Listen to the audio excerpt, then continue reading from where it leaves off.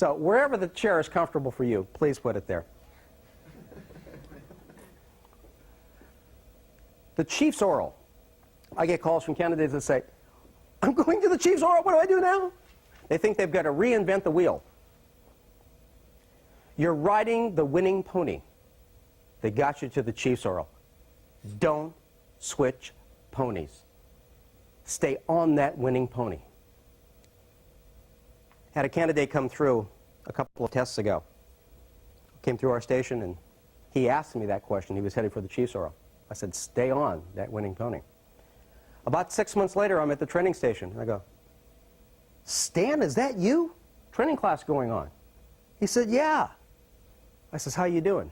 He says, rode that winning pony all the way in here. Just went to the whip. Stay on the winning pony.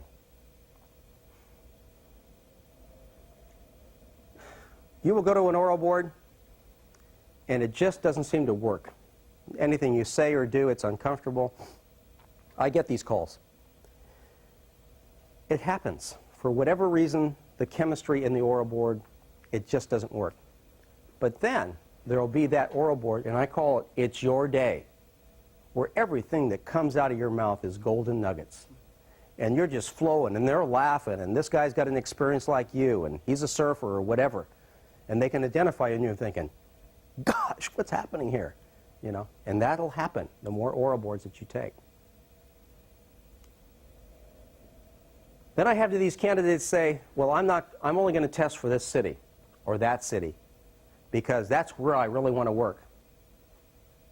That's nonsense. You need to be taking tests anywhere you can get into. Fly, drive, you know, cheap airfares. Southwest will take you a lot of places. Get out there and take those tests because the more tests you take, the better you'll get at it, number one. So when your city that you really want to work for, they test, you're ready to go. You're up to speed. That you're not going to be disappointed that you're not ready for that position. And don't be surprised in the process if you don't get picked off. Like one of my candidates, he's testing all over the place. He says, I wouldn't take the job out here. They offered him the job. He took it. Yeah, he took it. He's there. He's there.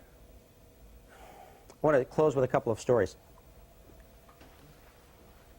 You heard Rob's story about getting on Contra Costa County. Let me tell you the situation from my side. Rob worked real hard, working on the ambulance, doing all those things necessary, and he took Contra Costa County's test, and that was somewhere in October, November, and along in January they hired 15 people off that list. Well, up there they have bands of candidates, A, B, and C. He was in band A. They don't give numbers where candidates are. After they hired the 15 candidates in January or so, around June of that year, I'm at a friend's house in Danville who was dying of a brain tumor, and in the bedroom is the assistant chief of Contra Costa County Fire Department in uniform. I grew up with his brother. I said, is there a chance that you can tell me where Rob's at on the list? He said, yeah, call me next week. So I called him and he said, he didn't make the first cut, which meant he didn't make the hiring. And there's been an injunction filed on this list, and we're going to have to throw it out. So I didn't tell Rob. At that particular time, I was working acting battalion chief. Come that next September, Rob called me and he said, guess what? Contra Costa County called, wanted to know if I was still interested in that job. He'd been sitting number one on that list for almost a year after they made the first hiring. He was in the 99.35 percentile to get hired. He worked hard. The next 90 days were really tough for me because they were trying to get 15 candidates, and every time they brought a group in, they were being eliminated by the physical agility or the background check or the psychological. But he made it, and he made that training. And come the day that he got his badge, I got to pin it on him.